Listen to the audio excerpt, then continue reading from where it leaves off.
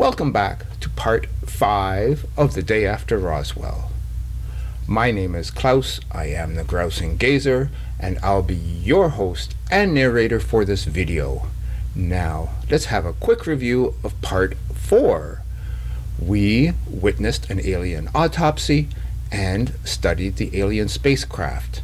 Now, let's move on to part 5 to see what the presidents and the generals knew about the Roswell crash. The American government didn't know what to do. The Russian spies were everywhere, including inside the government. NKVD agents on the ground at Alamogordo reported that a U.S. Army retrieval team had pulled out a crashed alien spacecraft out of the New Mexico desert and was already evaluating the valuable technology they'd recovered.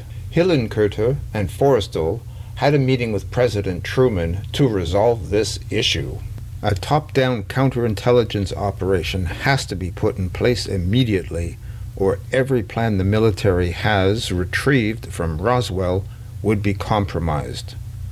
We hide it from the government itself. Create a whole new security classification just for this.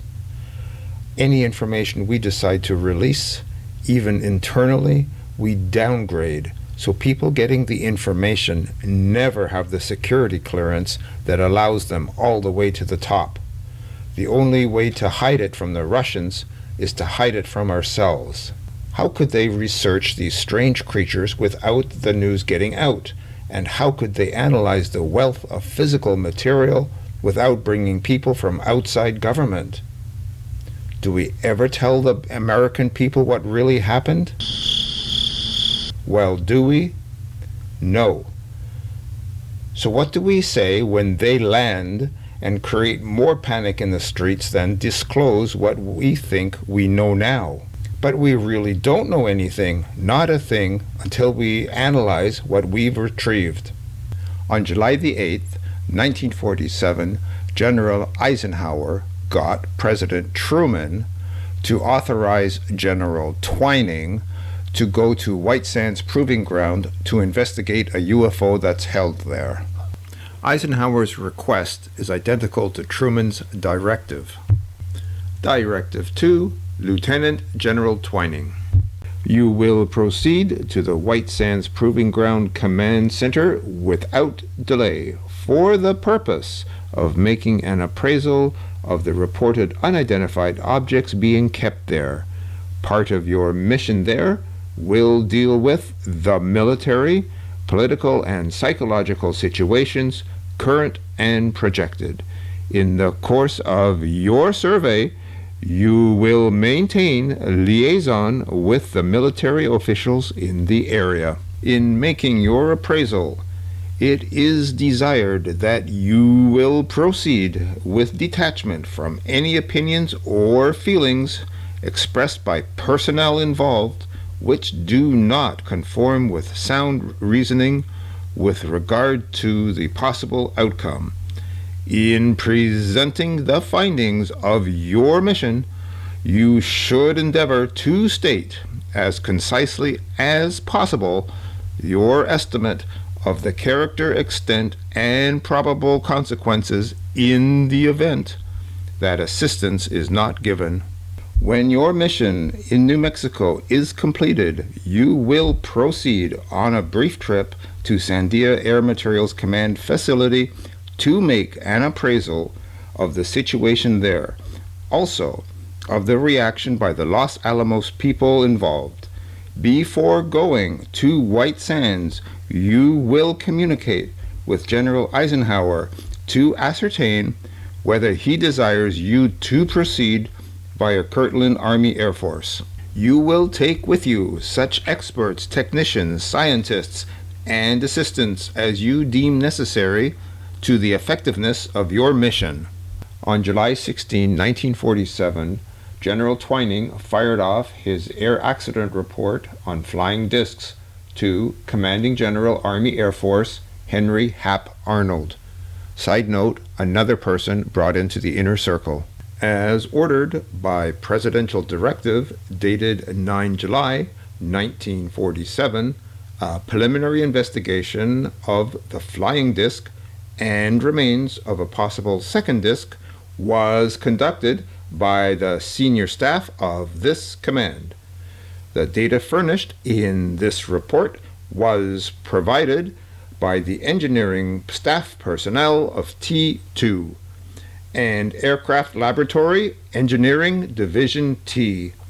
Additional data was supplied by the scientific personnel of the Jet Propulsion Laboratory, CIT, and the Army Air Force's Scientific Advisory Group, headed by Dr. Theodore von Karman. Further analysis was contributed by personnel from research and development. You heard correctly, Dr. Vannevar Bush, the father of George H.W. Bush, the grandfather of George W. Bush. It is the collective view of this investigative body that the aircraft recovered by the Army and Air Force units near Victoria Peak and Socorro, New Mexico, are not of U.S. manufacture for the following reasons. The circular disc-shaped platform design does not resemble any design currently under development by this command nor any Navy project. The lack of any external propulsion system, power plant, intake, exhaust, either for propeller or for jet propulsion, warrants this visit. The inability of the German scientists from Fort Bliss and White Sands Proving Ground to make a positive identification of a secret German V weapon out of these discs, though the possibility that the Russians have managed to develop such a craft remains. The lack of any markings, ID numbers, or instructions in Cyrillic have placed serious doubt in the minds of many that the objects reversed are not of Russian manufacture either. Upon examination of the interior of the craft, a compartment exhibiting a possible atomic engine was discovered. At least, this is the opinion of Dr. Oppenheimer and Dr. von Karman. A possibility exists that parts of the craft itself comprises the propulsion system, thus allowing the reactor to function as a heat exchanger and permitting the storage of energy into a substance for later use. This may allow the converting of mass into energy, unlike the releases of energy of our atomic bombs. The description of the power room is as follows. A donut-shaped tube approximately 35 feet in diameter, made of what appears to be a plastic material, surrounding a central core. This tube was translucent, approximately 1 inch thick. The tube appeared to be filled with a clear substance, possibly a heavy water. A large rod centered inside the tube was wrapped in a coil of what appears to be of copper material, run through the circumference of the tube. This may be the reactor control mechanism or a storage battery. This activation of an electrical potential is believed to be the primary power to the reactor, though it is only a theory at present. Just how a heavy water reactor functions in this environment is unknown. Underneath the power plant was discovered a ball turret approximately 10 feet in diameter. This turret was encompassed by a series of gears that has an unusual ratio not known by any of our engineers. On the underside of the turret were 4 circular cavities coated with some smooth material not identified. These cavities are symmetrical but seem to be movable. Just how is not known. The movement of the turret coincides with the dome-shaped cupola compartment above the power room. It is believed that the main propulsion system is a bladeless turbine, similar to the current development now underway at AMC and the Mogul project. A possible theory was devised by Dr. August Steinhoff, a paperclip scientist, Dr. Wernher von Braun, and Dr. Theodor von Karman. As the craft moves through the air, it somehow draws the oxygen from the atmosphere by an induction process, generates an atomic fusion reaction. The air outside the craft would be ionized, thus propelling the craft forward. Coupled with the circular airfoil for lift, the craft would presumably have an unlimited range and airspeed.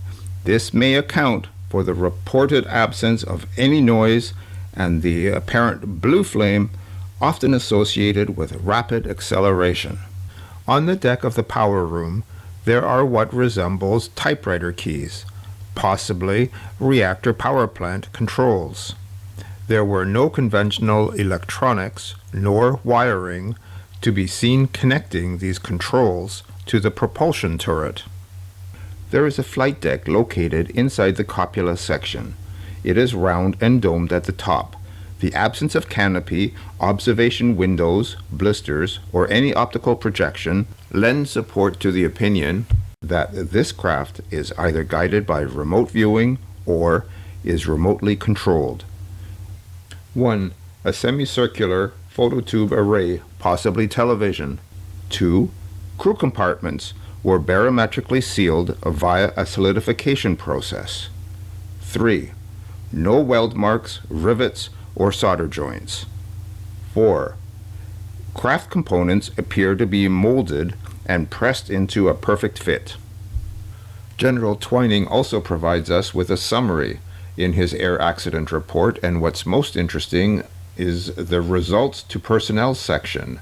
We have 6 personnel, 4 of which are fatally wounded, 1 has minor injuries, and 1 has no injury. Twining's air accident report concludes part 5.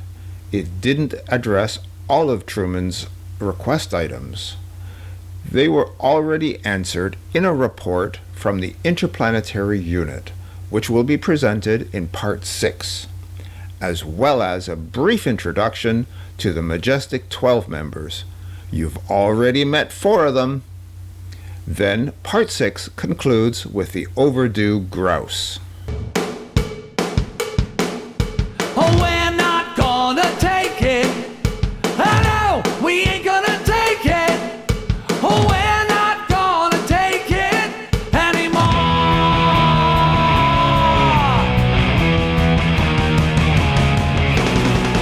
We've got the right